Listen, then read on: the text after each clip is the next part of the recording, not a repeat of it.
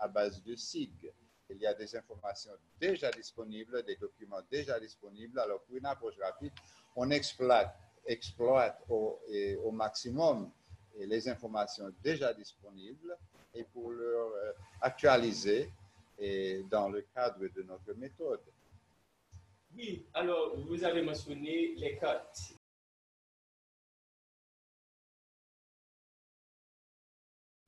Vous avez mentionné les cartes et les informations géospatiales, agricoles. Et normalement, nous savons que ça a été une grande contribution de votre côté, surtout en termes de sélection de sites, en termes de, des images et informations de base pour cette évaluation rapide, en fait. Comment est-ce que vous pouvez élaborer un peu sur ça? Bon, si on parle d'une évaluation rapide, Glenn a mentionné la nécessité de disposer d'informations de base les plus poussées possibles. Dans la perspective où quand on parle de démarche participative, c'est une démarche qui prend en considération la connaissance, la réalité de la population et des institutions locales, mais qui prend aussi, et ça, ceci c'est très important, qui prend aussi en considération le projet d'intervention, les objectifs du projet d'intervention. Parce que, en fait, la participation, c'est des échanges entre le projet d'intervention et la population. C'est pas, on ne va pas seulement faire des enquêtes auprès de la population, mais on vient aussi avec certains éléments d'orientation. Et ces éléments d'orientation vont permettre de mieux cerner, de mieux discuter avec la population. Donc même le choix des zones, le choix des thématiques à discuter dépend aussi de la perspective d'intervention. Dans quel cadre on va intervenir. Ce n'est pas un travail d'échange général avec la population, mais il faut bien cerner ce qu'on veut, ce qu'on a en tête comme projet, comme programme, comme orientation, et ce qu'on a en tête comme programme, projet ou orientation, ça va nous orienter dans les discussions et dans les échanges avec la population. Merci. Merci, Abo. Et ça nous dit aussi directement que c'est interactif. Normalement, ça nous met en face à la population avec, si je peux me permettre, les informants clés qui vont nous fournir ces informations de base afin que nous puissions avancer avec les différentes étapes du projet. Mais comment faire ça? Bien, est-ce que tu peux nous supporter un peu avec cet aspect de, je ne sais pas, interactif et participatoire? Comment expliquer ça? On a eu la chance de nous amuser avec les communautés. On veut la carte datée d'une époque et à comparer avec la réalité durant laquelle on était sur le terrain. Et l'autre façon qu'on a appréciée, c'est aider les communautés à s'orienter de par elles-mêmes autour de leur zone. Quand je dis communauté, et les gens qui y vivent et les atouts qu'ils ont dans la zone. Donc, ils ont eu la chance d'apprendre à construire une carte communautaire en identifiant ou bien leur entourage à travers ce qu'ils ont, soit église, soit école, gaguerre, et d'autres institutions, hôpital, etc. Et finalement, ils se rendaient compte que la cartographie comme volet transversal était très utile pour un individu humain qui évolue dans un milieu de pouvoir s'orienter et de se protéger et même d'éviter certaines interventions dans la question de traitement de sol. Parce que dans certaines cartes présentées, il y avait à travers les couleurs qui sont les légendes où certaines personnes de la communauté ont pu identifier les zones rouges comme des zones à éviter, qui sont des zones de risque, des zones d'autres couleurs qui méritent d'être améliorées et des ressources en vert qu'ils s'applaudissent eux-mêmes et ça leur donne un peu d'engouement de s'intégrer l'idée du travail qu'on était venu faire, à savoir réalisation d'un plan d'aménagement qui représente leur intérêt, qui finalement sera leur document pour la communauté. Donc la cartographie était très utile. Merci Vernon. Alors, de la montagne à la mer, ça c'est beaucoup d'espace à considérer. Et alors, vous avez les 7 éléments, nous savons que nous allons aller rapide et interactive, c'est la participation des bénéficiaires ou des gens de la zone qui sont des informants clés qui vont nous fournir des informations. Mais comment cibler ça dans un espace d'un bassin versant? Et quelles sont les opportunités? Comment expliquer concentration d'efforts et cibler les opportunités en même temps à travers ces éléments? Et Agokol, comment c'est ça? Tout d'abord, il faut bien choisir l'espace géographique, c'est-à-dire bien choisir le bassin versant. Et le choix du bassin versant dépend, comme je l'avais dit tantôt, de ce qu'on veut avoir comme intervention. On ne choisit pas un bassin versant au hasard. On choisit un bassin versant en fonction des éléments de diversité qu'on peut y trouver. Si l'intervention est orientée plus vers les questions de production, eh bien, on va identifier les grandes zones de production, différencier les grandes zones de production et dire, bon, est-ce que dans mes choix de sites, je retrouve toutes les grandes zones de production? S'il y a des situations particulières qu'on veut adresser, par exemple, si on veut adresser, comme on a eu à le discuter tout à l'heure, un point d'eau, si on veut adresser un point d'eau, si on veut adresser la protection d'une zone de mangrove, si on veut adresser une zone particulièrement délicate en termes topographiques où les risques d'érosion sont très, très importants. Mais tous ces éléments-là, la connaissance initiale accumulée permet d'identifier tous les éléments de diversité possibles, et ces éléments de diversité vont nous permettre d'identifier des zones d'atterrissage. Pour dire qu'on va se concentrer sur telle ou telle zone, sur telle ou telle zone, sur telle ou telle zone, parce que l'ensemble de ces zones va être représentatif du bassin versant, avec toute sa diversité, qu'il s'agit de diversité écologique, de diversité géomorphologique, et de diversité aussi de distribution de la population. On peut identifier des zones où il y a une forte concentration de population, des villages. On peut identifier aussi des zones où il y a une faible concentration de population. Donc, tout ça, c'est des éléments qui permettent de faire une discrimination et d'identifier les points d'atterrissage où on va échanger avec la population. Merci à vous, Glenn. Et pour cette affaire d'atterrissage, alors, comme vous avez bien dit tout à l'heure, c'est toute une vaste bassin versant. Est-ce qu'on peut intervenir? Mais en réalité, il y a une reconnaissance très pratique et j'espère sage du fait qu'on ne peut pas aller tout partout, tout à la fois de la même façon. Alors là, il faut prioriser le cible le plus prospère, le plus optimiste, peut-être par l'identification des atouts, des ressources, là où ça vaut la peine pour investir.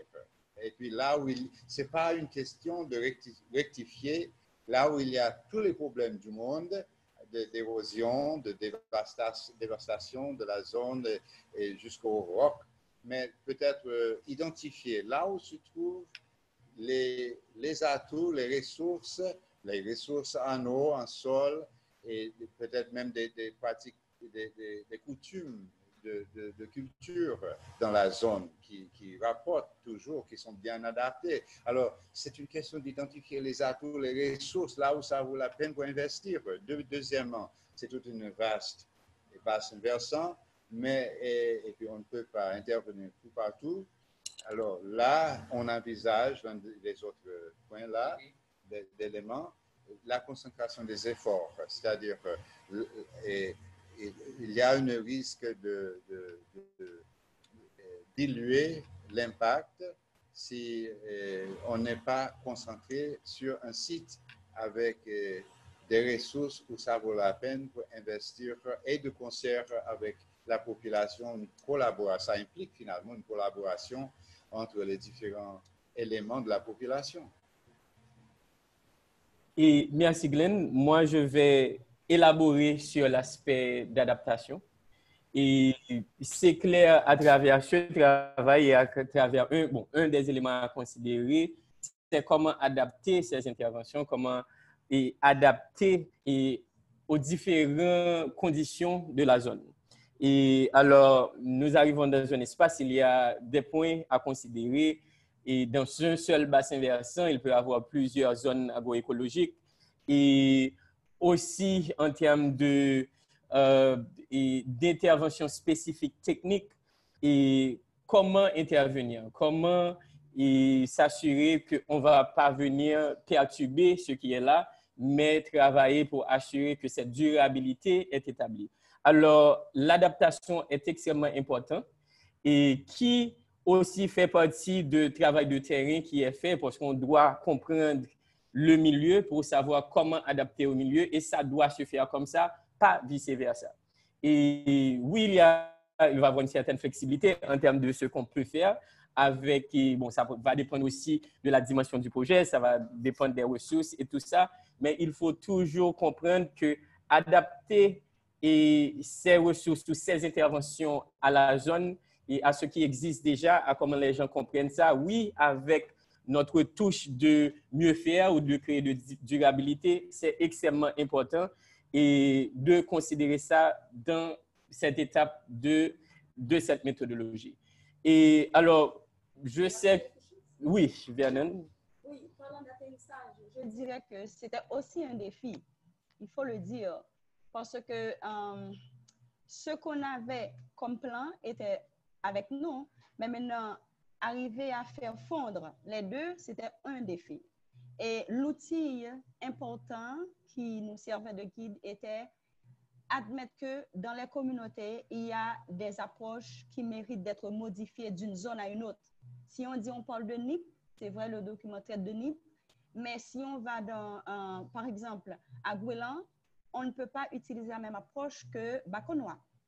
Ça veut dire, dans les communautés, on doit se rendre compte que les gens fonctionnent en fonction de leurs relations, en fonction de l'aspect politique qui est une évidence, en fonction de la relation entre les autorités, les civils et les citoyens, et aussi les citoyens entre eux. Donc, ça exigeait une compréhension de la mentalité des zones en amont et en aval pour qu'arriver là, à un certain moment, on a été rejeté. On le sait. Maintenant, on a dû remanier l'idée du projet, peut-être séparer les rencontres, parce que les gens ont leurs ressources là-bas. Quand on était venu, par exemple, à Gouélan, ils croyaient qu'on a été pour Zangui. Et puis, tout le monde nous attrapait pour Zangui, alors qu'on parlait une langue, eux, ils comprenaient une autre chose. Donc, ça a dû nous obliger de séparer, utiliser une autre approche pour les convaincre et être clair sur ce dont on venait de faire. Mais notre clé importante était de dire la même chose dans les différents endroits en regardant les gens comme ça et de ne pas oublier notre focus. Et c'était ça la clé. Donc, c'est ce qui nous avait permis. Mais l'anthropologie aussi, c'est très important parce que dans différentes zones en Haïti, on a différents pays pour un seul pays. Merci. Bon, j'ai promis qu'on allait avoir une session interactive et participative. Je vais essayer de finir avec le dernier point qui est unité de mesure gérable que nous allons discuter. Après, nous allons ouvrir un peu à une ou deux questions et juste pour vous permettre de participer avec nous et avant d'avancer aussi avec le prochaine étape. Unité gérable. Bon, on peut être d'accord que ça est aussi connecté avec l'intervention rapide. Et on fait une intervention rapide, on a les cadres, on a les informations. Comment gérer ce qu'on va faire et comment intervenir? Parce qu'on a aussi parlé des besoins, c'est beaucoup. Comment intervenir et gérer ce qu'on peut faire? C'est une approche, disons, à proximité de la population locale vis-à-vis des ressources et puis leur demeure, leur lieu d'action, d'exploitation des ressources locales. Alors, ici il y a d'un côté la nécessité de voir le bassin versant à part entière, avec la crête jusqu'à la mer. Mais si on veut avoir une chance, une opportunité de collaborer, d'inciter une collaboration locale, et ça marche de pair avec l'idée de concentration des efforts. Mais une zone, disons, où la collaboration peut être jugée gérable, c'est-à-dire où la population est présente, qui est présente, et se connaît l'un de l'autre, même une grappe de localité, par exemple, autour des ressources en eau. Alors, c'est la question de... le bassin versant en soi n'est pas, définitivement, n'est pas une unité administrative. Ça peut toucher sur diverses unités administratives. Il n'y a pas de gouvernant, il n'y a pas de... c'est pas forcément une section communale ni une commune. Et alors c'est un espace géographique. Dans ce sens, une zone gérable implique le fait qu'il y a des intérêts, au moins théoriques, en commun, des ressources de base, et puis une population accessible l'un de l'autre entre eux, et dans l'espoir de collaborer autour de, par exemple, une source d'eau, ou bien des marécages, ou bien d'autres ressources. Merci Glenn. Juste pour demander à Bokal. Alors exactement, juste pour connecter avec ce que Glenn vient de dire, quand on parle de nos bassins versants ou des bassins versants du projet TPA, on voit un bassin versant, mais on voit différents sous-bassins versants. Est-ce que ça a une relation avec cette unité gérable qu'on parle en termes d'intervention et dans ce bassin versant en soi? Est-ce que vous pouvez élaborer? Je pense qu'il n'y a pas une définition d'unité gérable. C'est-à-dire, on ne peut pas dire qu'une unité gérable, c'est un sous-bassin versant ou bien un quartier, etc. Il faut, comme Glenn l'a mentionné, identifier les intérêts, ce que dans d'autres méthodologies, on appelle des fois un bassin de vie. C'est-à-dire une zone où les gens fonctionnent ensemble, où les gens ont des échanges, et une zone qui peut aussi être définie, par exemple, par certaines infrastructures qui réunissent un certain nombre de gens. Donc, il y a différents critères, mais tous ces critères doivent concourir à voir quelle est la zone minimale qui permet d'avoir à peu près des intérêts communs pour une population. Donc, il faut être très flexible, parce que dans certains cas, une zone gérable pour une thématique déterminée, c'est une zone très, très restreinte. Par exemple, une zone gérable pour la thématique de production, mais on peut avoir une zone, par exemple, dans les travaux qu'on a fait, la zone d'altitude où on a différents bassins versants, mais on a une sorte d'unité en termes de système de mise en valeur de l'espace. Donc, l'espace gérable, c'est quelque chose qu'il ne faut pas considérer comme quelque chose de défini une fois pour toutes, mais qu'on peut moduler. Il faut avoir une certaine flexibilité et bien identifier les critères qui peuvent permettre de définir cette zone gérable. Un point rapide à compléter ce que disait Carl, c'est que lorsqu'on fait analyse de bassin versant, du sommet jusqu'à la côte, et ça implique alors différentes zones agroécologiques. Alors, une approche dans une zone ne s'applique pas forcément dans une autre zone, dépendant de l'élévation et puis la direction vis-à-vis des vents et du soleil. Alors là, c'est le bassin versant d'en haut jusqu'en bas, d'un côté, alors la ligne verticale si vous voulez, mais il y a aussi une ligne horizontale ou bien transversale à travers différents bassins versants et avoisinants. Et c'est l'aspect agroécologique par rapport avec la pluviométrie, le sol et l'élévation. Alors, juste, quand on parle de zones gérables, il faut aussi identifier les phases du travail. Sur une zone, on peut identifier, par exemple, dans un bassin versant, une zone d'altitude, une zone de haute altitude, une zone de moyenne altitude, une zone de plaine côtière, une zone de mangrove, etc. Après, on peut reconstituer le bassin versant dans une phase. Mais par contre, on s'est rendu compte que il y a une certaine répétition de cette distribution dans différents bassins versants, ce qui fait qu'on peut, à un certain moment, comme Glenn l'a dit, faire un recoupement horizontal. Toutes les zones d'altitude de tous les bassins versants se ressemblent d'une certaine façon. Donc, il faut pouvoir faire cette distribution verticale, de haut en bas, de la crête jusqu'à la mer, mais aussi, dans une autre phase, il y a la possibilité de faire des regroupements de zones gérables sur des systèmes de gestion similaires.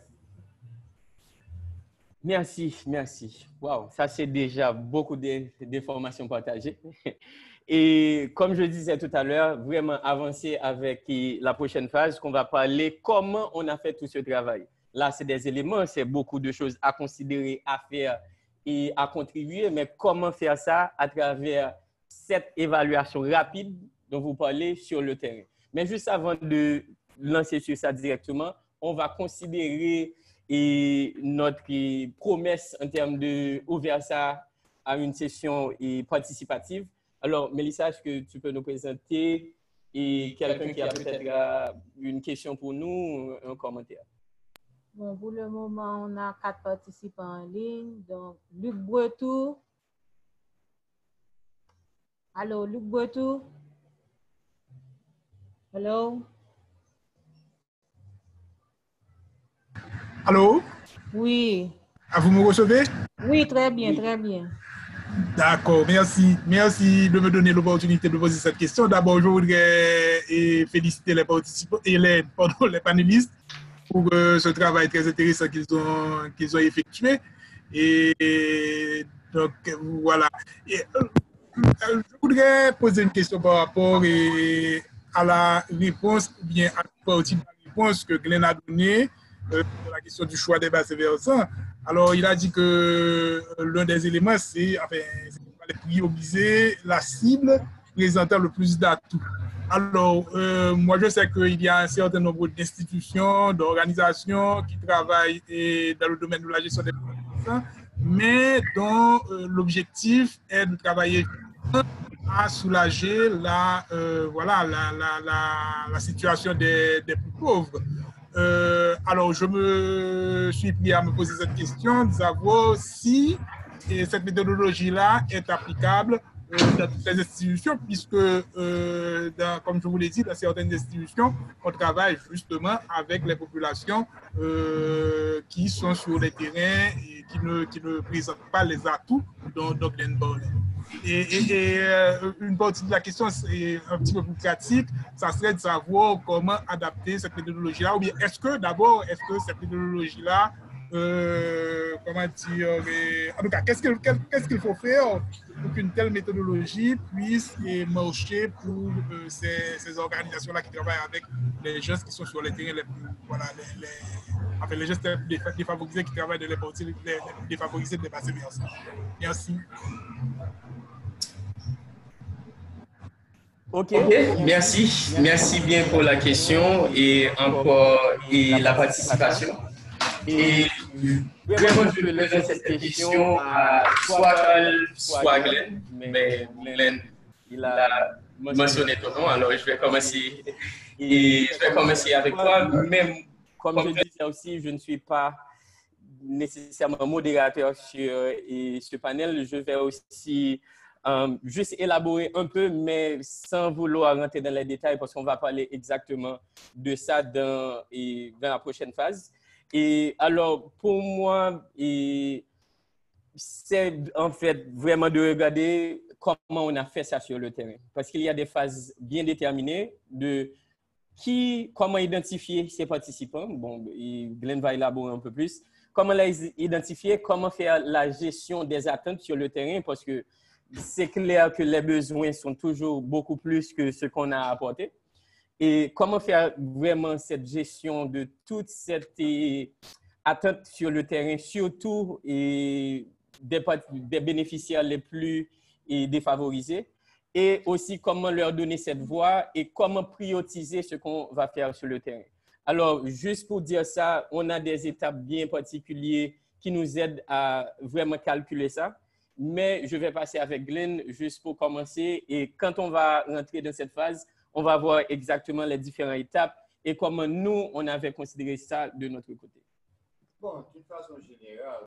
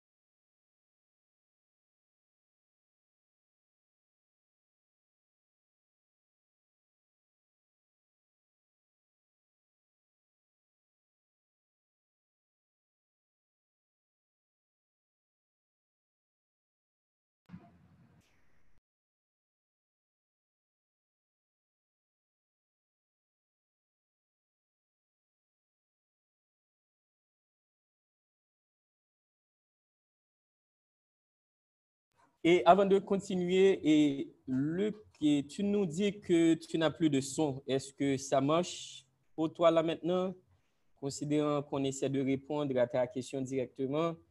Est-ce que ça va? Tu nous entends? Oui. OK. Merci, on continue. Et Agokol, comment élaborer sur ça? Bon, c'est par rapport à ce genre de questions que dès le départ, j'ai dit qu'il fallait tenir compte des objectifs de l'intervention, de l'institution qui veut intervenir, les priorités de l'institution. Et l'approche participative, c'est une approche de débat et d'échange où on ne va pas seulement poser des questions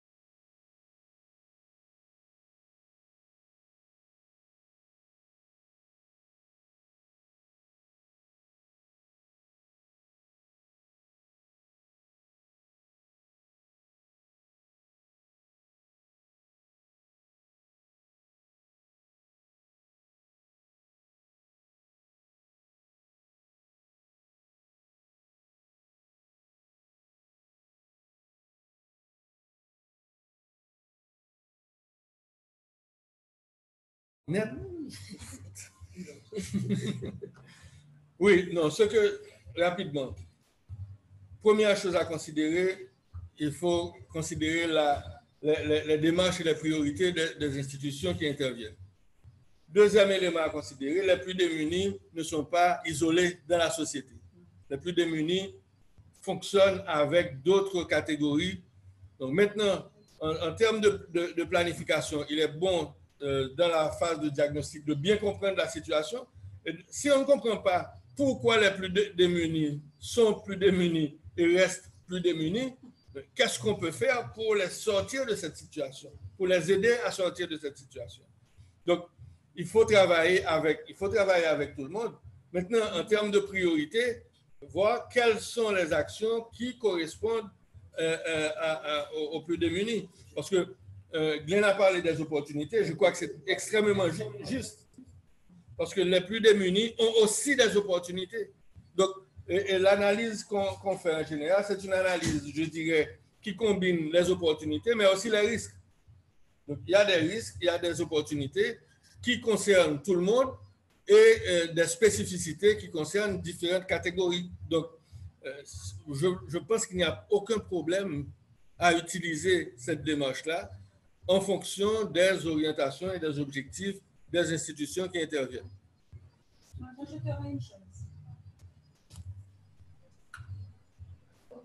Je dirais que parlant d'atouts, il y a toujours un atout quelque part, il y a toujours des atouts. Et pour le département dans lequel ce travail a été réalisé, si on part en amont sur du baril, on descend vers Golan, on continue vers Baconois, donc on parle de zones riches, pas même atout, riches. Peut-être qu'à la raison, si on parle de temps, on doit se limiter à faire une chose exacte suivant ce qui a été donné comme instruction. Ça, on doit en tenir compte. Mais si on parle de groupe défavorisé, bon, c'est une expression courante, on comprend, et on comprend la préoccupation aussi pour la question. Mais on dirait aussi que tout ceci doit tenir compte de éducation et comportement. Beaucoup de répétitions pour groupe défavorisé, ça c'est lié au comportement et éducation de la population. Donc, c'est une idée qui est liée à la fin à un changement de comportement. Donc, la meilleure stratégie, c'est identifier les atouts. Il y en a. Certes, ce projet, ou bien l'idée de ce projet ne pourra pas du tout prendre tout et puis dire, OK, il y aura une intervention, mais quand même, le changement de comportement et éduquer les communautés pour les aider à se relever de par eux-mêmes en faisant une différence. Et nous sommes là pour leur dire, oui, vous pouvez faire une différence. Regardez ce que vous avez. Regardez, vous êtes quelqu'un bien qui peut aller plus loin. C'est ça notre rôle. Donc, en tant que spécialiste en organisation communautaire, ce rôle est très, très important pour moi parce que très souvent, on arrive dans les zones, les gens se replient pensant qu'ils n'ont rien vraiment en eux à faire pour eux-mêmes. Donc, c'est une éducation et un changement de comportement. OK, merci. On va continuer cette conversation sur la même note, tout en considérant qu'une question qui nous a été posée à travers le chat. Et moi, je vais commencer avec la question, je vais lire, je vais commencer avec la question et je vais rentrer directement et dans la prochaine phase de cette conversation qui va s'aligner à comment répondre à cette question. Parlant de planification participative et des bassins versants, qu'en est-il des comités de gestion des bassins versants dans cette approche? Bon, belle question et merci pour la question et ça fait un très bel sujet de conversation et c'est bien de commencer à là. Glenn, est-ce que je peux partager l'écran juste pour montrer, tu dois unshare.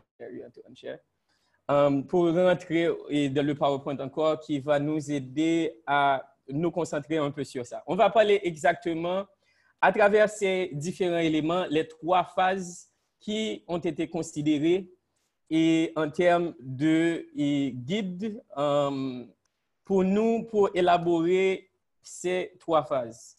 Alors, pour commencer à répondre à la question, nous avons ce que nous appelons les intervenants, les informants clés, et qui ont été grandement considérés et à travers les étapes de ce projet. Je vais encore élaborer un peu plus. Les étapes et phases de la planification participative de l'aménagement de bassin versant. Nous avons considéré 3 phases. La première phase étant la sélection de sites.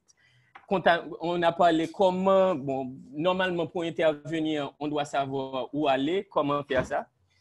Et ça, c'est toute une démarche que Agokal va partager avec nous, quelques de ses expériences à travers cette phase en particulier. Moi, j'ai eu la chance, l'opportunité de travailler strictement sur la deuxième phase et avec Glenn et Vernon en concert, qui va répondre exactement à cette question qui a été posée en termes de comment le travail rapide, l'évaluation du terrain a été fait. Et puis la troisième phase qui priorise les différentes planifications pour l'aménagement des bassins versants. Et avant même de lancer à la première phase, bon, c'est sélection du site, il y a beaucoup d'informations à partager. Mais pour répondre à la question, arrivant sur le terrain, il y a une évaluation rapide qui se fait avec des experts bien déterminés. Et il y a des termes de référence en termes de... Les experts, quand je parle d'experts, je parle des gens qui ont grandement participé et collaboré, contribué à un plan d'aménagement qui va être rédigé après ce travail. Et les ingénieurs ruraux et les agronomes à différentes capacités, économistes, et hydrologues, écologistes. Et je vais laisser le soin à mes collègues de partager un peu plus avec vous sur ça. En même temps qu'on a ces experts avec des atouts bien déterminés, on cible aussi les intervenants des participants bien déterminés.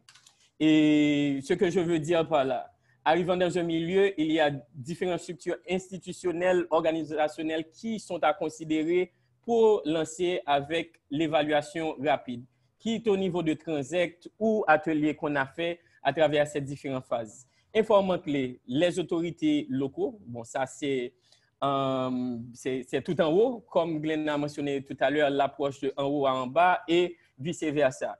Les directions départementales déconcentrées et qui sont en lien directement avec nous, et direction départementale et de l'environnement, de l'agriculture, de la planification, encore qui inclut toutes ces différentes directions comme le BAC et comme les différentes organisations à base de gestion du bassin versant et la mairie et les CASEC, les ASEC. Alors, tout le monde ont eu la chance de participer favorablement et à travers les différentes phases pour venir avec ces informations et élaborer avec nous le plan d'action ou le plan d'aménagement. Et on va élaborer plus sur ça pour éclaircir la question, mais je vais retourner bien vite sur la question de sélection de sites. Agokal, nous savons que vous avez participé à différentes façons dans cette sélection de sites, quitte avec les directives du ministère de l'Agriculture et comment c'est quoi l'importance de cette phase en soi? Bon, premier élément à considérer, c'est qu'est-ce qu'on veut faire, quelles sont les orientations, quelles sont les interventions qu'on veut faire. Pour choisir un site, il faut avoir une idée en tête. Il y a des critères qui permettent de choisir un site. Et ces critères sont extrêmement variables en fonction des projets. Par exemple, dans le projet Territoire productif et résilient, un premier élément, ça a été, comme c'est un projet qui a été élaboré en réaction aux dégâts du cyclone Mathieu, ben, on a choisi parmi les zones qui ont été les plus touchées par ce cyclone. Donc ça, c'est un critère de sélection. On ne va pas, dans le cadre de ce projet, on n'aurait pas pu aller dans le plateau central parce que le plateau central n'était pas véritablement touché par le cyclone.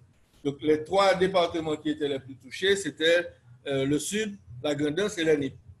Donc ça c'est les orientations du projet d'intervention. Et ce projet d'intervention a pris en considération d'autres éléments. Par exemple, si on travaille, on prend ces 3 départements, Sud, Grand'Anse, NIP, mais on voit que le département du Sud a une pléthore de projets. Beaucoup d'institutions qui interviennent, il y a moins d'institutions qui interviennent dans la Grand'Anse et dans les NIP, à ce moment-là, on s'est dit que ce ne serait pas intéressant d'aller mettre un projet en plus sur 10 projets d'intervention déjà en cours dans le département du Sud. Donc, on s'oriente. Ça, c'est des éléments qui permettent de discriminer au fur et à mesure. Et quand on a été dans la Grand'Anse, mais il y avait la possibilité d'identifier des sites dans la Grand'Anse et des sites dans le NIP. La Grand'Anse a posé un certain nombre de problèmes. Et le problème principal par rapport à l'orientation du projet, parce qu'il faut toujours tenir compte de l'orientation d'intervention qu'on veut faire, c'est que dans la Grand'Anse, on a très peu de diversité de situations. On a une situation globale où tous les bassins versants de la Grand'Anse sont des grands bassins versants qui vont de Makaya à la mer, avec très peu d'éléments de différenciation. Quand on est arrivé dans les NIP, il y avait toujours des bassins versants qui vont du sommet jusqu'à la mer, mais avec des situations très, très différentes. Par exemple, il y a dans les NIP une plaine comme la plaine de Baconois qui fait 3000 hectares. Comment intervenir dans un bassin versant où il y a une zone de plaine importante? Dans la Grand'Anse, ça n'existe pas pratiquement. Les plus grosses plaines de la Grand'Anse, c'est de petites plaines qui font 100 hectares, 200 hectares.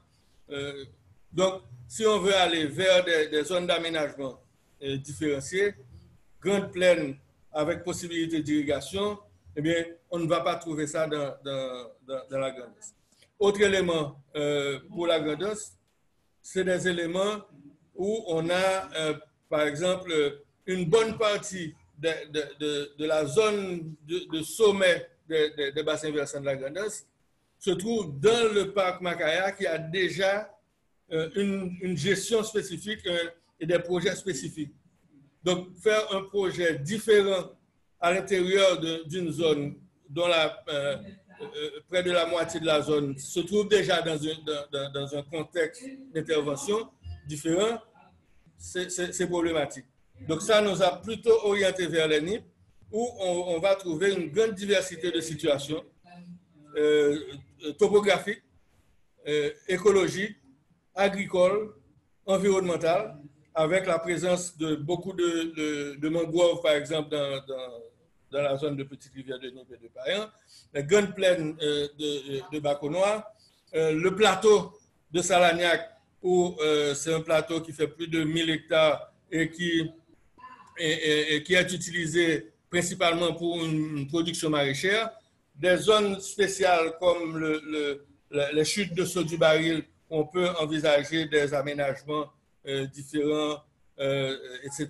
La mangrove de la zone de Bondo, c'est l'une des plus grandes mangroves de la région, avec une mangrove qui fait plus de 400 hectares d'un seul tenant. Donc, tous ces éléments-là nous ont placés dans un contexte de diversification, ce qui nous a amené vers plutôt la zone de Nip, parce que aussi ce projet spécifique, tel que conçu, a une velléité de servir de modèle. Donc, il faut trouver différentes situations dans lesquelles on peut intervenir. Donc, cette diversité de situations a permis de privilégier la zone de Nip sur la Grand'Anse. Et maintenant, à l'intérieur de la zone de Nip, quelle zone on peut, bassin versant spécifique, on peut choisir. Donc, il y a tout un ensemble de critères qu'on peut appliquer progressivement. Et il ne faut pas négliger non plus les limitations des financements disponibles. Parce que si on veut travailler, bon, on peut dire, on pourrait prendre tout le département des NIP, mais on ne peut pas prendre tout le département des NIP parce que les financements anticipés sur ce projet ne permettent pas d'avoir une zone extrêmement large, sinon on ferait du saupoudrage, une petite intervention ici et là. Donc tout ça, c'est des éléments de discrimination qui permettent de faire le choix définitif des points d'atterrissage. Merci, Abo. Et Bon, là maintenant, nous avons sélectionné le site. Donc, nous avons le site et bon, les sites et ce qui a trait avec le TPR. Et Vernon, quelles sont les prochaines étapes? Bon, vous avez mentionné tout à l'heure que normalement, à ce point, on priorise la connaissance locale, les informants clés, les participants. Qu'est-ce que ça veut dire du moment qu'on est sur le terrain, toujours dans cette même phase? Qu'est-ce qu'on fait de là? Quelle est la prochaine étape? Bon, la prochaine étape, c'est de organiser des rencontres avec toujours, on dirait, les parties prenantes. Les communautés avec une approche inclusive. Ça veut dire on tient compte de tout le monde qui habite les zones. Et à partir de cela, bon, bien entendu, on a quand même certaines données que nous avons été nous-mêmes découvertes. Et en leur présentant ce pour lequel on est là, et aussi se mettre disponible pour des questions, et à partir des compréhensions, mais en tenant compte aussi des autorités locales qui nous facilitent tout ça. Et après, on se met à la disposition des communautés et pour les questions. Et c'est à partir de cela, on va se mettre d'accord sur un terrain pour trouver des données fiables que nous pourrons après et confirmer vrai et comparer. Et puis, c'est ce qui fera par la suite l'objet du document. Mais ça prend plusieurs étapes. Et Glenn, je vais venir sur toi tout à l'heure, mais je vais juste ajouter sur ce que Vernon vient de partager avec nous. Il y a ce fameux premier atelier qu'on fait. Et juste encore pour reconnecter à la question qui a été posée sur le chat. Et dans cette phase, comme juste pour faire suite à Vernon, on a déjà identifié plusieurs informants clés. Et des informants sont obligatoires, autorités locales, des structures normales du territoire qu'on travaille, ça doit être là. On priorise aussi les différentes couches sociales, on fait aussi la différence entre les incentives économiques, je peux dire, et ceux qui marchent dans la zone. Alors, il y a tout ça qui se fait pour arriver à notre premier atelier. Dans cet atelier, je pense que ça, c'est un grand atout pour nous pour pouvoir traverser directement dans la phase 2. Dans cet atelier, c'est là qu'on comprend exactement où on assure que les participants sont sur la même mesure d'onde avec nous. Premièrement, comme Agokal l'a mentionné tout à l'heure, partager avec eux les objectifs du projet. Et nous travaillons tous en Haïti, nous savons qu'à travers plusieurs projets de développement, il y a des informations qui ne sont pas nécessairement partagées dans des moments opportuns. Nous avons considéré ça comme une opportunité pour eux de comprendre exactement ce qu'on veut faire, pas va faire à ce point. Ce qu'on veut faire. Et en termes de balance de connaissances locales, une des activités qu'ils font à travers ce processus, c'est une carte communautaire. Et on a du papier, un gros morceau de papier avec crayon et tout. La population fait une carte. Une carte qui identifie le bassin versant en termes de les grandes bases ou bon, ça peut être aussi de façon administrative, ça va dépendre de comment, mais on priorise l'espace de bassin versant. Qu'est-ce qui existe dans cet espace? En termes de, c'est là que la ravine passe, ça c'est l'église, les écoles, toutes les informations que eux, ils vont partager avec nous et dessiner sur cette carte. De là, ça nous met en confiance parce que premièrement, ils connaissent les objectifs du projet, les points clés à ce point. Les attentes, d'une certaine façon, sont gérées parce que là, on est très ciblé en termes de ça, c'est l'espace d'intervention qu'on va intervenir. Et ça nous donne des éléments pour que nos experts, à ce point, vont sur le terrain pour vérifier, prioriser et accepter ou valider avec eux comme mesures clés ou interventions qu'on aura à faire sur le projet. Experts. J'ai parlé d'experts. Alors, Glenn, anthropologue culturel, agricole et toutiste, Et Vernon, des différentes expertises, différentes capacités, mais vous avez tous contribué à ce projet, à cet outil. Quelle autre expertise on a besoin pour cet aménagement de bassin versant? Et comment vous avez travaillé ensemble et l'importance d'avoir différentes caractéristiques ou différentes expertises comme ça, si je peux framer ça de cette façon. Et Glenn, partagez avec nous.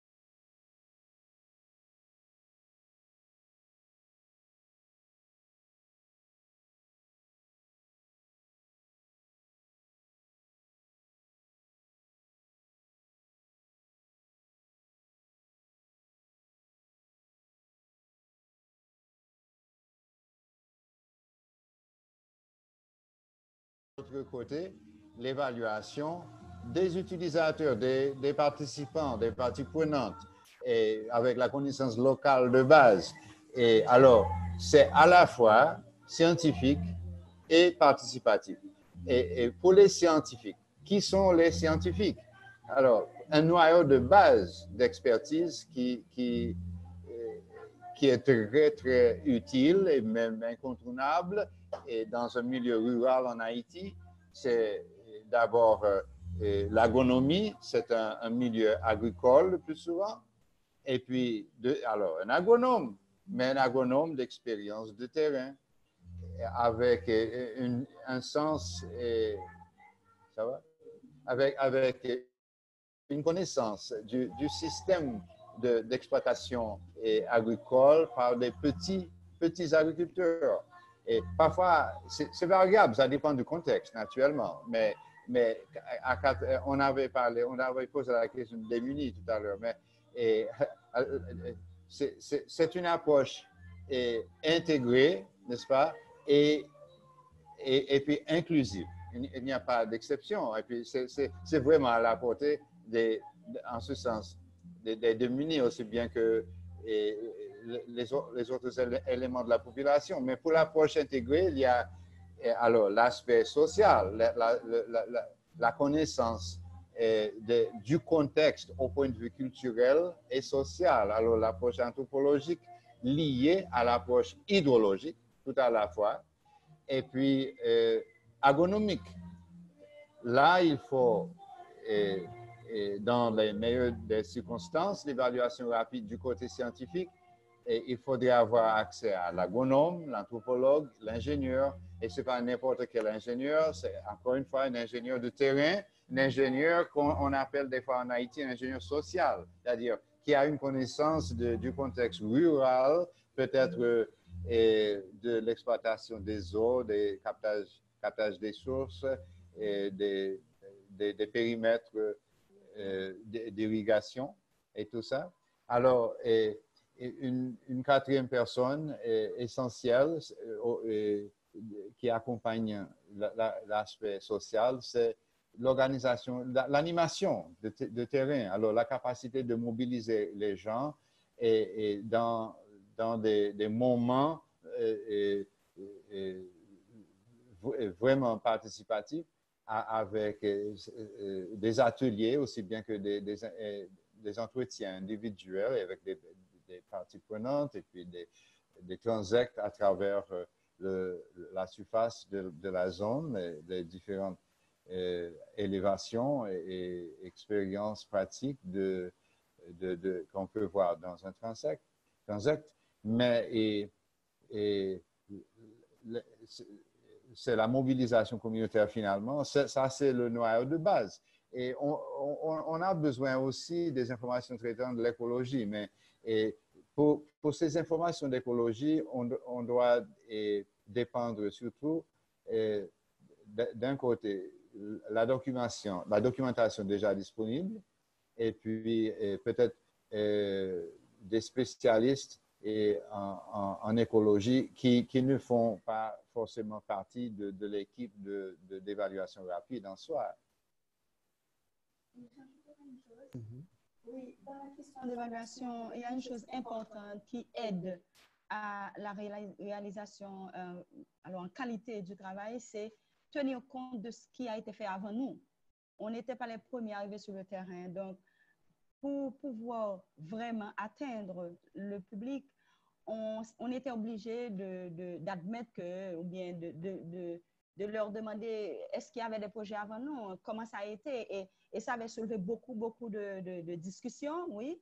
Et comme on sait que toutes les données sont utiles, c'était pour nous une belle opportunité pour faire une différence dans ce que nous avons été faire.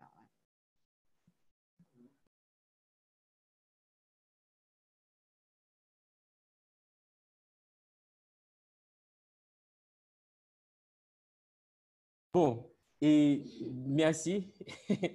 Et l'autre chose que je vais aussi ajouter à ce point, encore en termes de mon expérience sur le terrain et avec cette phase, c'est comment faire cette balance et comment balancer vraiment l'aspect social et l'aspect technique, tout et avoir cette collaboration et avec les participants.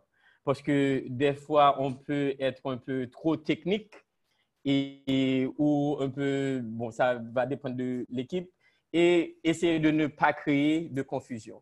C'est pour ça qu'il y a cette bonne balance en termes de mobilisation communautaire. Pendant que ces experts sont sur le terrain, il y a des travaux transversaux qui se font en termes de connecter la partie sociale. Et de là aussi, l'autre aspect de ça, c'est de pouvoir combiner toutes ces différentes expertises, toutes ces différentes informations, à retourner et partager ça avec les participants.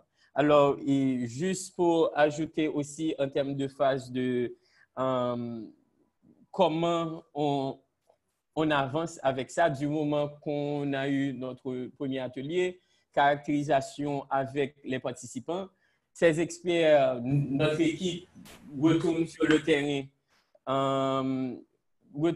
terrain et avec ces informations pour essayer de balancer et prioriser ce qu'on peut faire, tout en considérant les 7 éléments qu'on a partagés, qu'on a discuté tout à l'heure.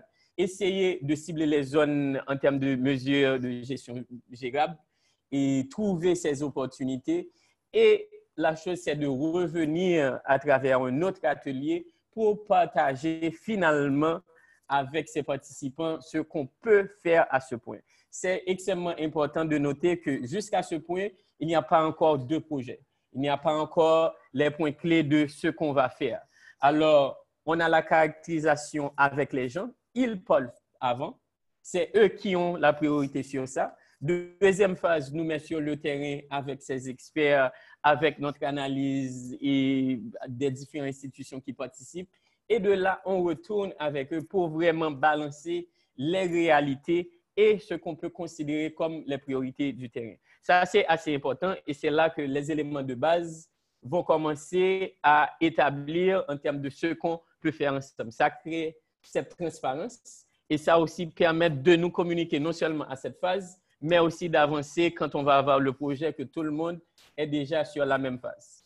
Je voulais seulement revenir un petit peu rapidement sur la question de composition de l'équipe.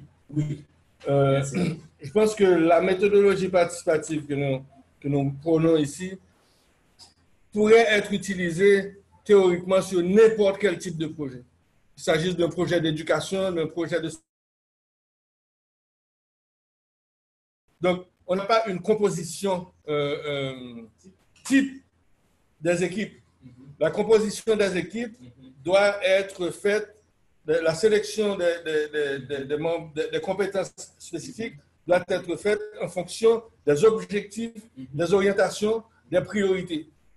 S'il s'agissait d'un projet d'éducation, c'est sûr qu'on n'aurait pas besoin d'un spécialiste en hydrogéologie.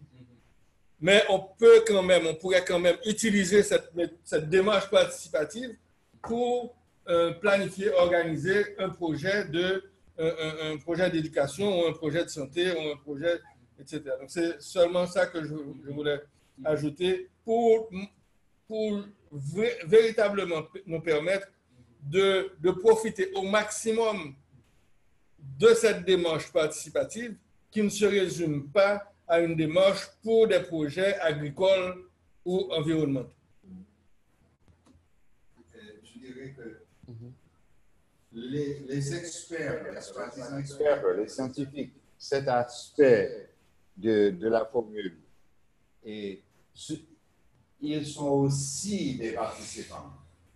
Alors, leur participation n'est pas en tant que scientifiques, ils sont parachutés dans la zone ou bien de loin et avec des informations uniquement de satellites ou bien de photos aériennes. Ce sont des participants dans le sens complet du mot, c'est-à-dire qu'ils se sont assis avec les membres de la population, les représentants de la population et les autres intervenants dans la zone.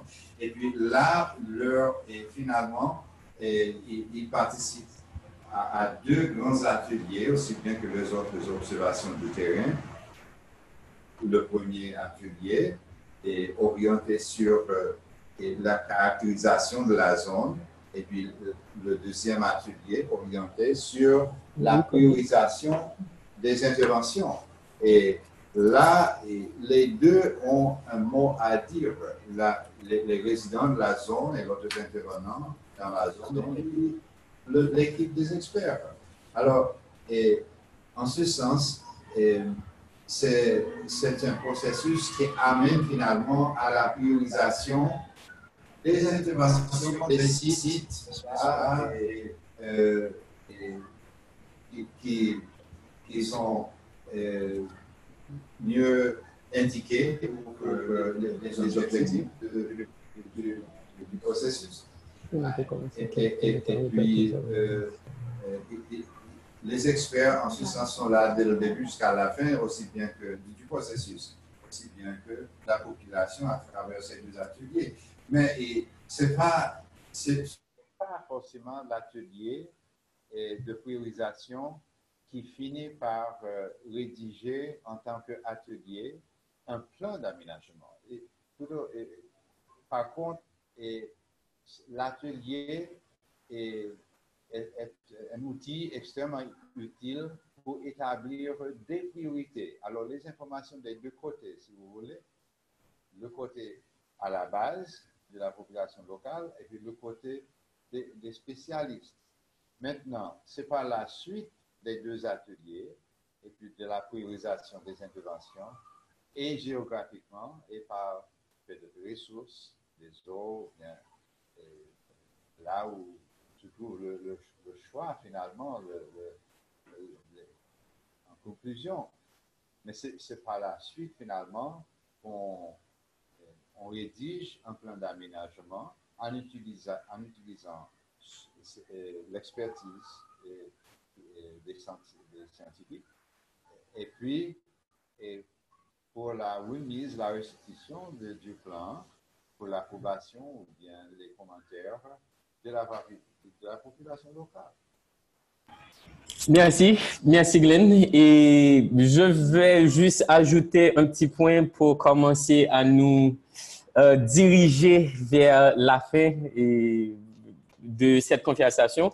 Mais je vais juste mentionner que cette méthodologie, les gens qui sont là, mes collègues qui sont là, on peut en parler jusqu'à demain. On n'a pas assez le temps de discuter les différents détails seulement demain, comme Carl a mentionné. Nous n'avons vraiment pas assez le temps de mentionner tous les détails, et de répondre à toutes les questions, d'adresser tout avec vous aujourd'hui, malheureusement. Je veux juste faire le point que cette méthode, le lien de cette méthodologie est sur notre site web maintenant. C'est en anglais, nous travaillons d'ici peu d'avoir la version française pour vous. Et à travers cet outil, il y a aussi 2 sites pilotes que je veux mentionner bien rapide. On ne peut pas passer de cette méthodologie sans au moins expliquer ce qu'on a fait avec les pilotes ou donner une idée de ce qu'on mentionne tout à l'heure, qui est un plan d'aménagement. Et alors, juste accès à vous, cet outil a aussi 2 sites pilotes qu'on a testés avec cette méthodologie. Alors, vous allez avoir plus de temps de regarder ça. Il y a beaucoup d'images et ça vous donne une idée de ce qui a été considéré non seulement à travers ces éléments clés qu'on a vus tout à l'heure, les différentes étapes qu'on a fait et ce qu'on a abouti avec toutes ces informations qui est ce qu'on appelle le fameux plan d'aménagement des bassins versants ciblés. Et alors oui, prendre le temps de voir ça et quand la version française va être en ligne, on vous envoie un email pour ça exactement. Mais maintenant, en termes de tout ce travail, beaucoup d'informations et beaucoup de choses à considérer. Non seulement les informations directes des bénéficiaires ou des participants qui peuvent venir à différents niveaux. Les autorités locales ont probablement leur attente ou leur participation directe à cette méthodologie. Machen, les pêcheurs et le pasteur, le vaudouisant, le prêtre, nous savons que tout le monde a participé à un certain niveau à quelque chose, à rédiger quelque chose. La première question sera, pour qui toutes ces informations? Qu'est-ce qu'on fait avec toutes ces informations? Après toute cette méthodologie, on a ça. Où est-ce qu'on va avec ça? Ça, c'est la première question. Et quel genre d'informations, sans créer de confusion, parce qu'on aimerait aussi que quelqu'un qui n'est pas aussi technique peut prendre un plan d'aménagement et comprendre. Alors, quel genre d'informations est-ce que vous mettez dans un plan ou qui existe dans un plan d'aménagement? Et deuxièmement, c'est pour qui ce fameux plan d'aménagement? Et Vernon, on va commencer avec ça. C'est pour qui un plan d'aménagement ou ce plan d'aménagement? En un mot, c'est pour la communauté. C'est pour les gens de la communauté qui étaient présents avec nous comme partie prenante, des gens qui ont leur intérêt, qui vivent dans leur zone, avec qui on a eu des échanges et à travers cet échange, ce document a été produit. Ça, c'est la première chose. Du coup, je peux dire entre guillemets que nous avons créé une attente parce que c'était tellement bien fait, c'est tellement évident en termes de données. Ils ont vu sur les différents, dans les tableaux, sur les différents papiers, flipchart qu'on a mis, tous leurs projets, je dirais projets divers. Donc, nous avons créé une attente. C'est comme s'ils attendent de nous un accompagnement même technique ou bien conseil, suggestion, parce qu'ils ont plein d'atouts. Donc, ça, c'est pour eux. Et l'autre aspect de la question, qu'est-ce qu'on peut faire avec ça? Le plan d'aménagement? Un plan d'aménagement, c'est un document réalisé par une communauté avec elle-même et disponible à être utilisé dans cette communauté-là ou peut être un modèle pour d'autres communautés en tenant compte de la méthodologie. Comme on l'a dit, on n'a pas besoin d'être tel type d'expert, mais c'est la méthode qui doit vous intéresser. Donc, dans différents domaines, la méthodologie utilisée peut être un modèle utile et durable pour des gens ou des structures qui sont intéressées. Donc, c'est ça un plan d'aménagement. Bon, agricole, et j'étais introduit à un plan d'aménagement, ça il y a peut-être 1 an, mais là, je peux parler de plan d'aménagement. Est-ce que c'est similaire pour quelqu'un qui n'est pas aussi technique de comprendre un plan d'aménagement? Je veux juste vraiment avoir les grands points de quel genre d'informations et est-ce que vous trouvez là-dedans et qu'est-ce qu'on a à considérer quand il s'agit de ça? Bon. Un plan d'aménagement doit d'abord être un instrument pour la communauté et pour les décideurs d'une façon générale. C'est un outil d'aide à la décision. Il y a une situation, il y a nécessité de corriger un certain nombre de choses, de valoriser, de profiter de certaines opportunités, etc. À ce moment-là, on va faire des plans d'aménagement. Mais ces plans d'aménagement vont tenir compte des priorités parce qu'on va avoir un premier atelier de diagnostic, d'identification, un atelier de priorisation et aussi un atelier de validation. Parce qu'on a eu un atelier de validation de ces éléments-là. Donc, d'abord, c'est un instrument pour l'ensemble de la communauté. c'est un instrument pour les instances de décision par rapport à cette communauté. Parce que tout le monde n'a pas le même pouvoir de décision. Un plan d'aménagement, ça peut concerner un caractère municipal, ça peut concerner une assemblée de section communale, ça peut concerner des associations, des communautés, des OCB, des organisations communautaires de base. C'est pour tout le monde. Maintenant, ça peut et ça va concerner nécessairement aussi les instances déconcentrées des ministères, les directions départementales, tous ceux qui ont participé et qui ont quelque chose à dire par rapport à l'aménagement et à la valorisation de l'espace. Mais le plan d'aménagement n'est pas nécessairement un plan d'action ou un plan d'investissement. À ce moment-là, il va falloir considérer dans ce plan d'aménagement, par rapport aux ressources disponibles, par rapport aux priorités, comment on peut utiliser ces éléments-là, être le plus près possible pour avoir une bonne valorisation de l'ensemble. Mais on peut identifier, à partir de ce plan d'aménagement, on peut élaborer un plan d'investissement. Parce qu'un plan d'aménagement, on ne peut pas faire un aménagement d'un coup. Un plan d'aménagement, ça peut donner lieu à un plan d'investissement sur 2 ans, sur 5 ans, sur 10 ans, etc. Donc, on va utiliser ces éléments-là pour prendre des décisions et pour programmer, prioriser un certain nombre d'actions.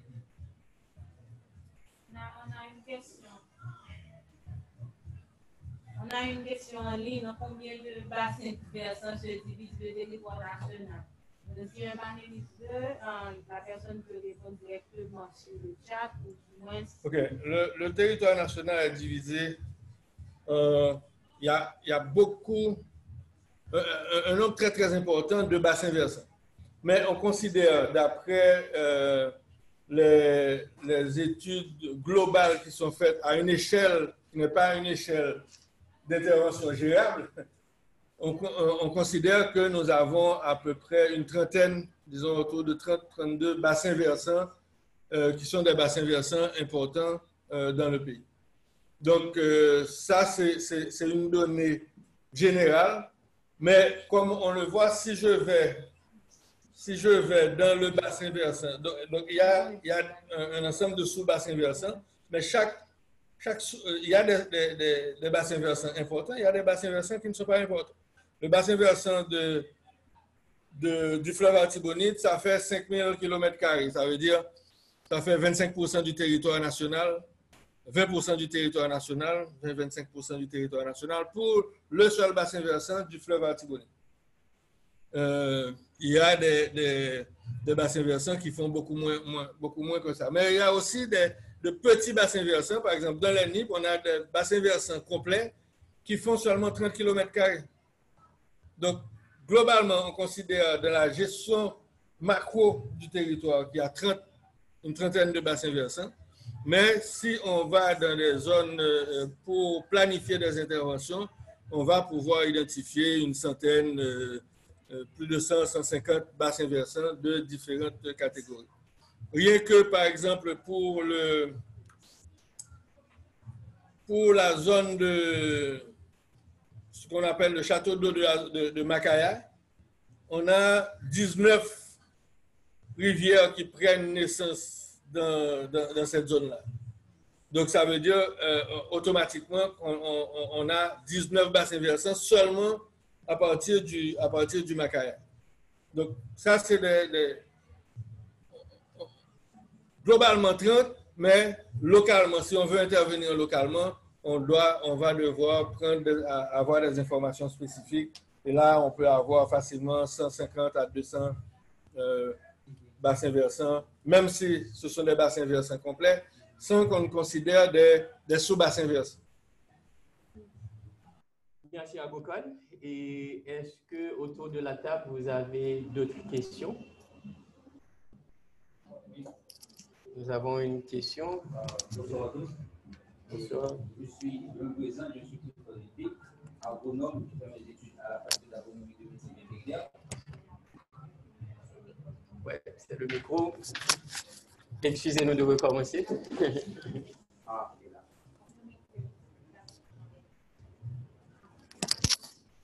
Encore une fois, je suis vite abonnant, je fais les études à la faculté d'agronomie de Mississippi.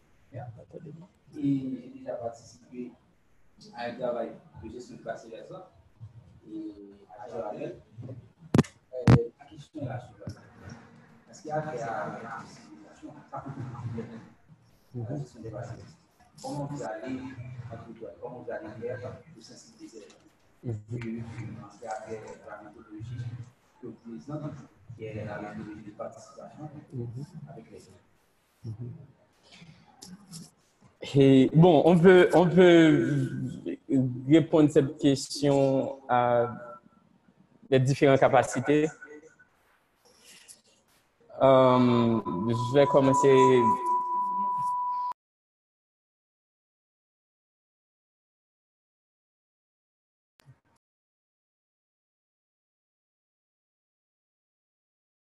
De sensibilisation. C'est sensibilisation de la population à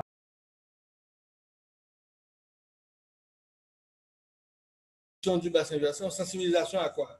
Sensibilisation, vraiment à la gestion du bassin. Parce que j'ai pu remarquer à Jean-Bert qu'il y a un plan de sensibilisation. Parce que après, il y avait déjà un projet qui a déjà exécuté, qui a déjà érigé des transects dans les versants. Mais malheureusement, ça a été dégradé. Mais après, il y a un problème de sensibilisation, de concrétisation. Il travaille juste.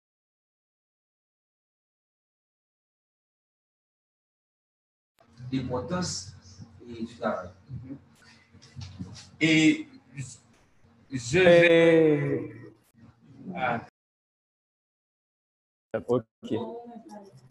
Ok, excusez-nous, mais je vais essayer de répondre à cette question. Bon, on va tous essayer de répondre à la question, mais moi, j'ai une expérience très particulière avec l'utilisation de cet outil sur le terrain. Alors, premièrement, si vous regardez la méthodologie, il y a des points très spécifiques sur comment avancer. Les étapes sont extrêmement importantes. Premièrement, arriver dans la zone, ce qu'on a fait, on essaie de faire une globalité de nos parties prenantes. Nous avons ce qu'on appelle les intervenants clés, comme les autorités locales et, bon, en créole, les grandons de la zone, et le pasteur, le prêtre, des gens qu'on sait qu'on peut avoir une couverture générale de type d'information qu'on va avoir. L'autre chose, c'est extrêmement difficile ou une grande chose à considérer quand vous travaillez dans le milieu des développements, c'est que les attentes sont énormes. Les attentes sont énormes et en plus, les gens ne vont pas changer d'une situation s'il n'y a pas d'autres incentives pour eux de faire ça. Venir avec quelque chose, c'est-à-dire exactement, tu veux qu'on change, est-ce que ça va affecter notre revenu ou la façon dont on survit? C'est extrêmement important de balancer ces deux. C'est pour ça, à travers le guide on a vraiment un agenda, comment on fait nos ateliers. C'est clair de toujours assurer qu'on balance les opportunités de la zone. Tout ce qu'on veut faire, c'est maximiser ce que vous avez déjà comme opportunité qui va être mieux, bon pour vous à venir, dans ce projet à venir. Alors, c'est important de savoir, on ne va pas donner ou mettre un effort en plus sur quelque chose qu'on va perdre ou qui va affecter notre revenu. Je vais donner un exemple très particulier. C'est extrêmement difficile d'avoir un charbonnier dans un atelier comme ça, par exemple, parce qu'il y a déjà le stigma. Alors, moi, comme agent de terrain, Vianney comme agent de terrain, qui va avoir quelqu'un comme ça, la première chose va être mesure de défense. Ah bon, je sais, oui, c'est pas bien de couper les arbres et tout ça, mais il ne faut pas faire un jugement, bon, c'est pas intentionnel, mais pour eux de comprendre que ce qu'ils font agit sur l'environnement, mais en même temps, ils doivent aussi comprendre pourquoi ne pas faire ça et d'autres opportunités, les opportunités qui existent pour empêcher ça. Ou bien le faire différemment. Ou le faire différemment. Exactement. Alors, ouais, c'est pas venir juste avec les mains vides. Encore, on a parlé des objectifs du projet. Et c'est fort difficile pour que les gens ne vous entendent pas quand vous parlez des grandes priorités qui leur bénéficient. Par exemple, si je parle de, bon, vous savez que vous êtes affecté par les grandes tempêtes et chaque octobre, etc. Alors ça, c'est un intérêt général. Ça arrive parce que la mangrove et l'agroforesterie est affectée, les choses comme ça. Mais voici comment on peut faire ça ensemble. Voici les opportunités qui existent là, que vous ne connaissez pas peut-être, ou ensemble, on va découvrir. Alors ça, c'est un aspect, et bon, peut-être que mes collègues vont ajouter sur ça, mais ça, c'est une approche de comment faire. Parce qu'on ne peut pas juste imposer sans entendre et sans comprendre comment balancer ces deux. Et... Ce qui est important, c'est de travailler avec la population à la mise en place des solutions. On a beaucoup de projets qui sont prédéterminés. D'ailleurs, il y a même par exemple, je parlais de charbon. Il y a déjà une prédétermination que le charbon, c'est le mal absolu. Et les projets vont répéter cette démarche. Or, paradoxalement, les travaux qui ont été faits au cours des 10 dernières années ont montré que une spécialisation dans certaines situations en production de charbon est beaucoup plus bénéfique pour l'environnement et les revenus que de continuer à travailler avec, à faire du sorgho, du pitimi, à faire du maïs dans des espaces, à faire des cultures sacrées d'une façon générale, dans des espaces qui ne sont pas appropriés. Donc, et on trouve un certain nombre d'institutions qui identifient dès le départ, l'institution avec laquelle j'ai travaillé par exemple, qui identifient dès le départ ce qu'ils appellent de no-list, c'est-à-dire une liste négative.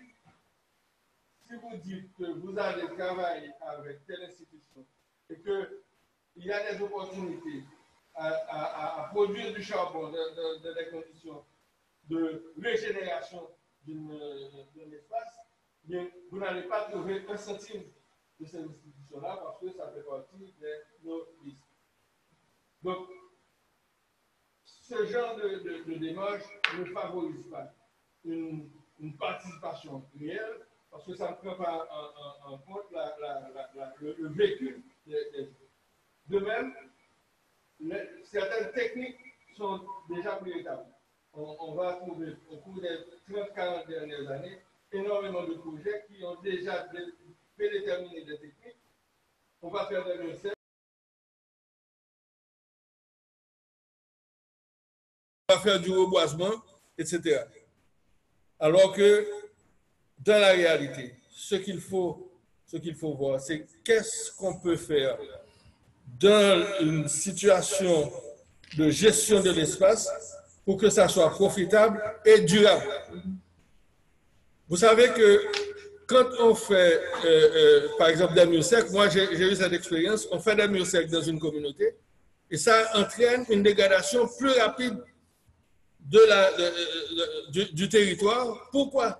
Parce que quand vous travaillez avec des gens, vous leur dites, on va faire des murs secs sur cette zone-là, une fois que les murs secs sont faits, ou bien les gens ne profitent des murs secs que du financement de l'argent qu'ils peuvent trouver, mais même s'ils voulaient profiter plus, ils vont se mettre en tête que comme mon espace est dit protégé, je peux faire n'importe quoi.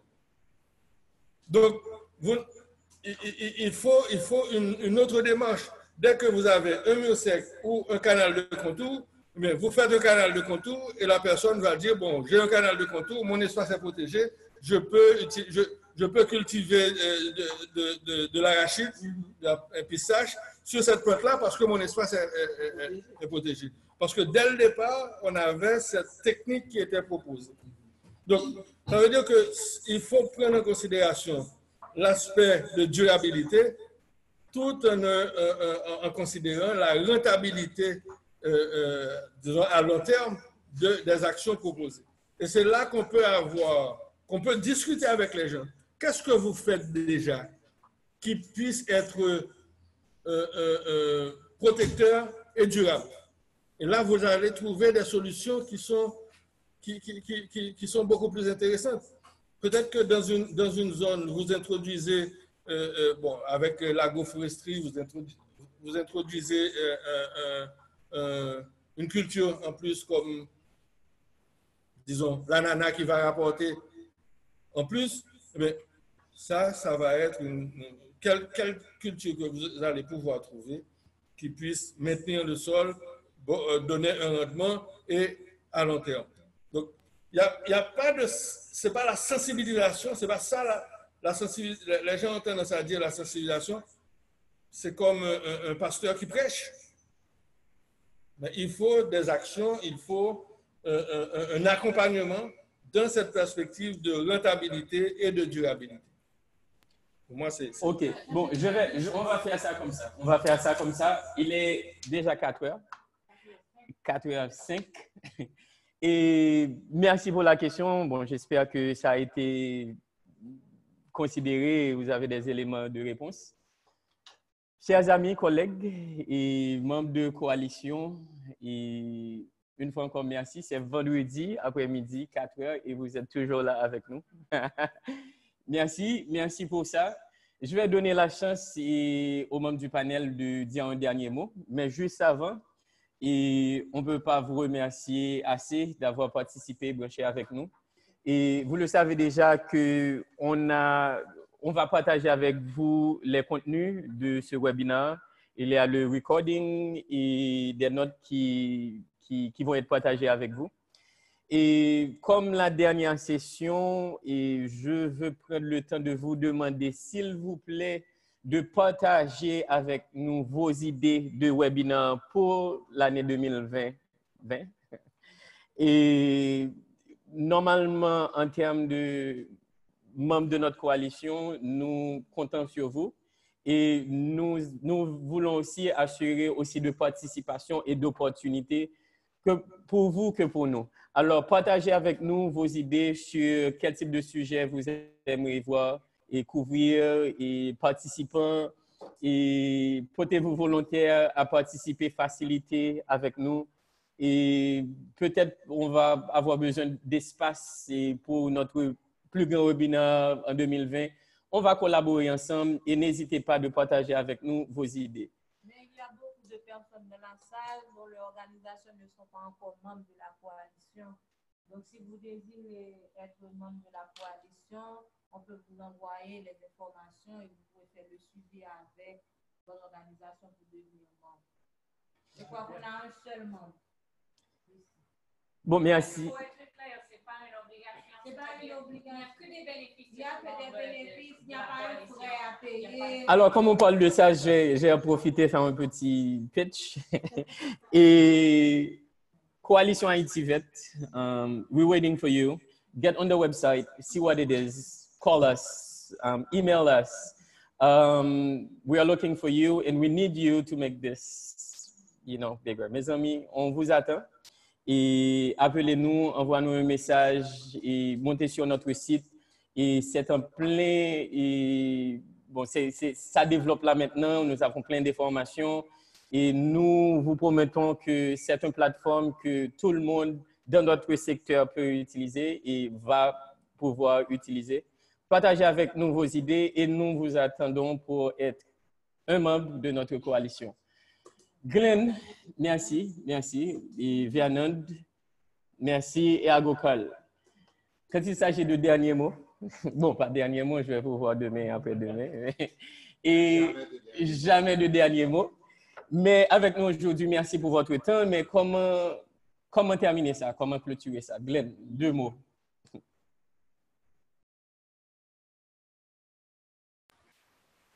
Et le bassin versant, c'est un espace géographique, c'est une définition de territoire. Et Deuxièmement, une approche bassin versant, c'est aussi une mode d'intervention. Alors, il y a ces trentaines, puis on peut ajouter peut-être 24 de tributaires extrêmement importants et des milliers de petits bassins versants, même des ravines. Alors, la drame du pays au point de vue environnemental, et puis là, il y a le changement climatique, et c'est la drame, on peut voir dans les bassins versants d'Haïti et un fait incontournable, le lien entre ce qui se passe en haut, en amont, avec les effets sur l'éventualité en aval. Alors, il y a deux facettes extrêmement aiguës, extrêmement importantes. C'est la drame environnementale de la géographie d'Haïti, c'est peut-être l'érosion en fonction de ce qui se passe, les activités humaines en haut, et puis l'inondation par la suite, en bas comme résultat. Alors, il y a un lien entre les deux. Pour la sensibilisation, il faudrait des interventions, mais le concept de ces interrelations, c'est incontournable, extrêmement important. Et puis, c'est la drame finalement du pays. On le voit à Port-au-Prince, on le voit chez nous, dans les ravines, derrière nos résidences à Port-au-Prince, aussi bien que dans les milieux ruraux d'Haïti. Alors, comme mode d'intervention, c'est une façon pour répondre. Merci Glenn, et merci pour ce travail et merci de le partager. Alors, je dirais merci à tout le monde et comme suggestion en termes d'expérience, la meilleure façon de gérer bien bassin versant, c'est de se mettre dans la peau de l'autre quand on arrive dans les zones, dans les communautés. Quand j'ai dit l'autre, même un arbre, et on doit essayer de l'apprécier en tant que tel, en tant qu'un être vivant, un individu qui produit. Ça, c'est la première chose. Et pour les êtres humains qu'on rencontre, la deuxième attitude intelligente qu'on doit afficher, c'est de regarder la personne et se mettre dans la tête qu'elle a une connaissance qu'on ne sait pas encore et qu'on doit découvrir. Ça veut dire on vient de la zone urbanisée, on arrive dans les zones peut-être à l'extérieur et on pense que c'est pays en dehors. Certaines fois, beaucoup d'entre nous se cassent les dents en ce sens et on n'atterrit pas. Et les parties prenantes nous regardent et se secouent la tête et ne disent rien.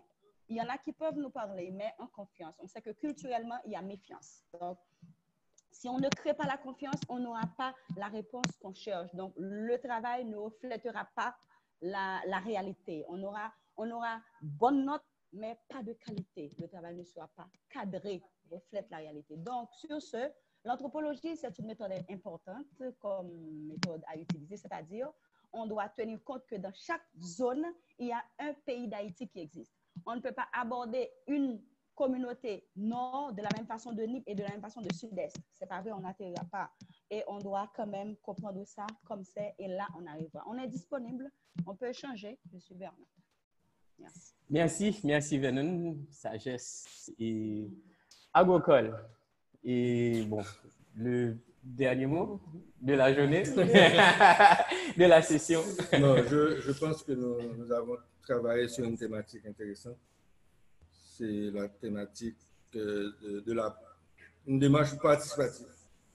Une démarche participative, l'intérêt, c'est que ça peut permettre à différents acteurs de travailler ensemble et de partager leurs intérêts et leurs priorités. En ce sens, on a des territoires sur lesquels on intervient, on a des acteurs qui viennent, qui veulent intervenir. Eh bien, comment mettre ces acteurs en présence et leur permettre d'échanger pour arriver à la meilleure valorisation possible de cet espace en question à court, moyen et long terme. Je pense que la démarche participative, ça doit être comment partager nos intérêts, nos priorités, nos ressources. Quand je dis nous, Ça veut dire les institutions qui interviennent, les experts, les producteurs, tous ceux qui ont quelque chose à dire, les gestionnaires des collectivités territoriales, comment mettre ensemble ces intérêts dans la perspective d'une valorisation, d'une meilleure valorisation à court, moyen et long terme de cet espace considéré. Merci. Merci à Gokul, merci Glenn, merci Vianand, merci tout le monde ici avec nous, actuels membres de notre coalition, futurs membres de notre coalition et mes collègues, merci. Et merci déjà de nous rejoindre à notre prochain webinaire que vous allez savoir quand. Et déjà, nous vous souhaitons de bonnes fêtes de fin d'année. Et merci, comme je disais, toutes ces informations, ce package va être partagé avec vous d'ici peu. Merci et à la prochaine. Bon week-end. Merci.